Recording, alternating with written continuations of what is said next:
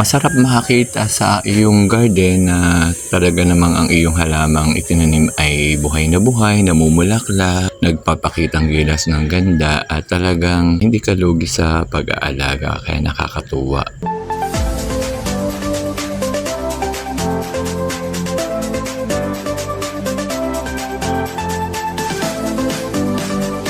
Magandang buhay po sa ating lahat. Good morning, good afternoon, good evening. Kung ano man pong oras nyo mapanood tong aking simpleng video. Dito po ako sa garden. Iniikot ko po muna ang aking mga halaman, binibisita.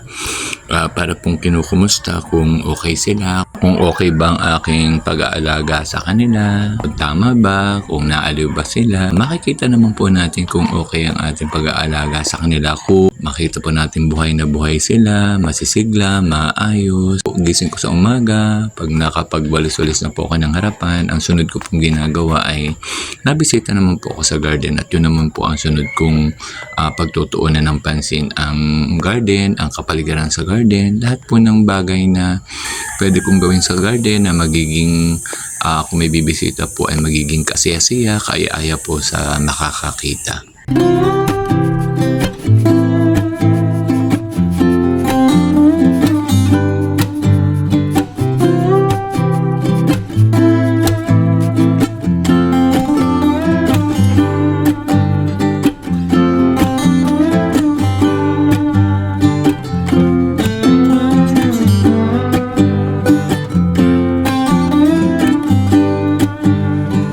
Inayos ko po muna ang akin mong propagation area para po kung sakali pong maipopropagate ako ay maganda-ganda naman po at na very relaxing po ang area. Kaya po everyday po isa po ito sa akin laging nililinis para kung may dadating pong biglang bisita, masarap pong tumambay.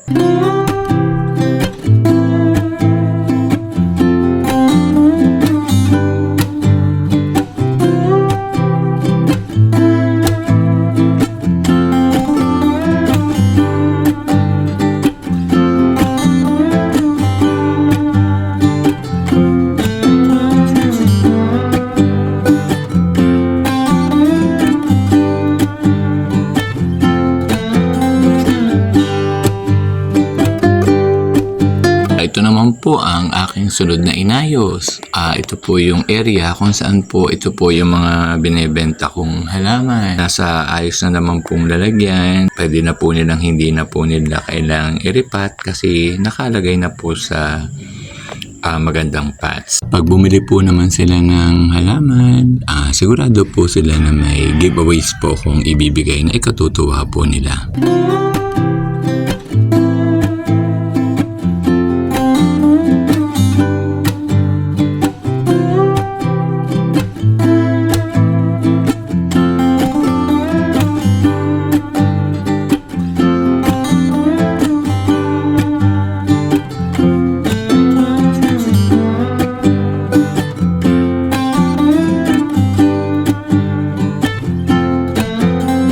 Sunod ko naman pong inayos, ito pong area kung saan po ay ito po yung daanan pag po gusto maligo sa swimming pool, sa mini pool para po medyo maluwag-luwag po pag akyat. Kaya po binago ko po, mas pinaluan ko po ng konti yung pag-akyat para hindi po puno ng halaman. Nakakatuwa din na po siyang tingnan.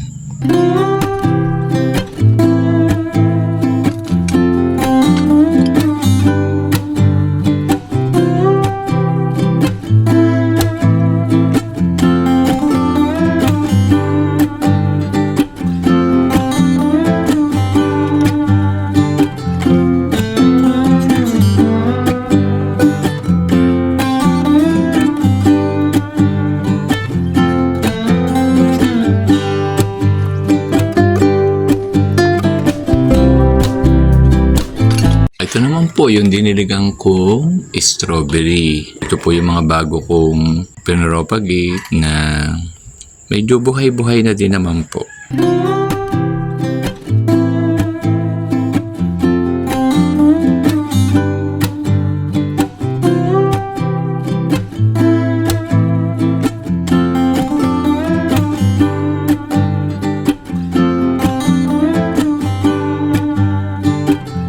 pagkatapos ko din pong magwalis ng mga konti lang naman pong patak ng dahon. At yung iba po naman na nakasingit sa mga pots ay akin na pong nilimot at kinamay. So far po, ito po yung area na daan papunta po ng propagation area.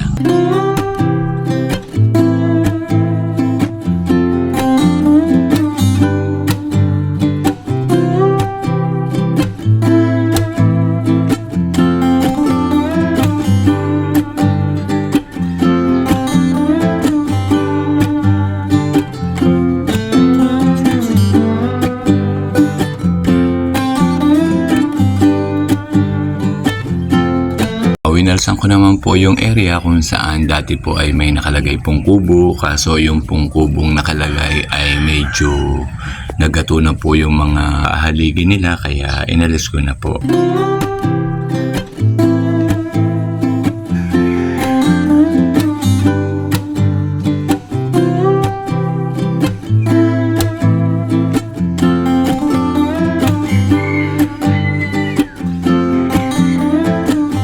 Ilalim naman po ng pakabagan, inasan ko po ng damo at akin pong wawalisan.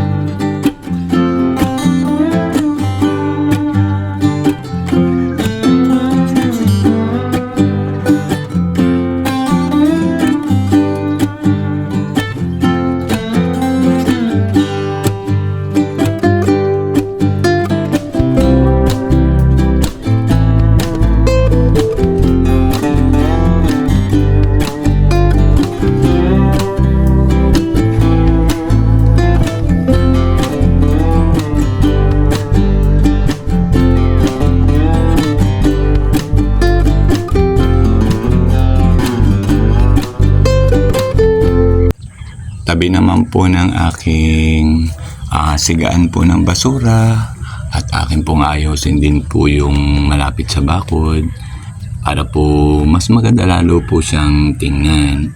Kahit po may basura, hindi naman po siya masakit po sa mata. Kailangan pong ang kapaligiran po niya o ang tabi po niya ay maganda rin po at malinis.